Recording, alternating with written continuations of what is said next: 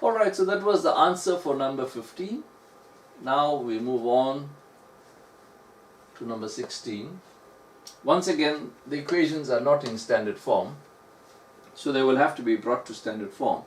So let's get that done. So this will become negative 3y is equal to negative 2x plus 12.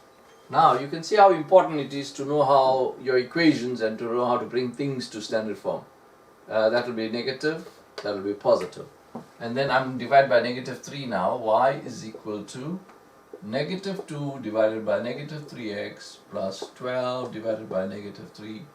Y is equal to 2/3 x minus 4. Now this 2/3 can sometimes be also written like this. 2x all over 3 minus 4. I can write like that, 2 over 3x, or the x can be on the top, 2x over 3. But the x cannot be down here, it can only be on top. Alright, so you can write it like that or like that. Okay, this one is in standard form. Now let's bring that one to standard form.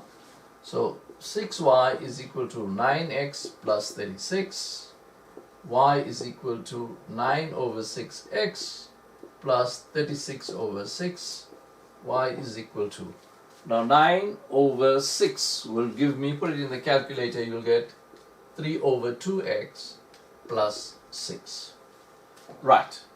Now, let's see, let's call this line 1, let's call that line 2. So the gradient in this case, the first gradient is 2/3. The gradient here is 3 over 2. Then we take the gradients and multiply it. m1 times m2 is equal to 2 over 3 times 3 over 2, which is equal to positive 1. Now watch, the result is positive 1. If the lines are perpendicular, then the gradient will be, or the result will be minus 1. If the lines are perpendicular, then the final answer will be minus 1. But here we're getting the final answer plus 1.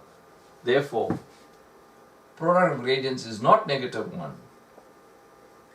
Product of gradients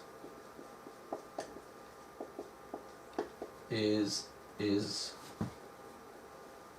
not negative 1. Therefore, lines not perpendicular.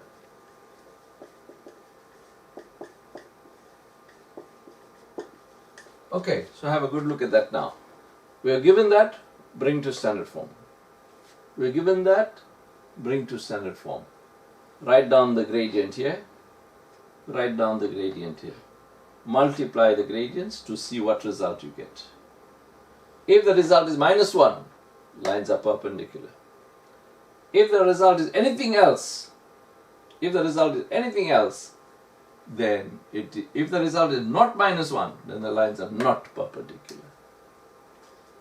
Alright, so that was number 15 and 16.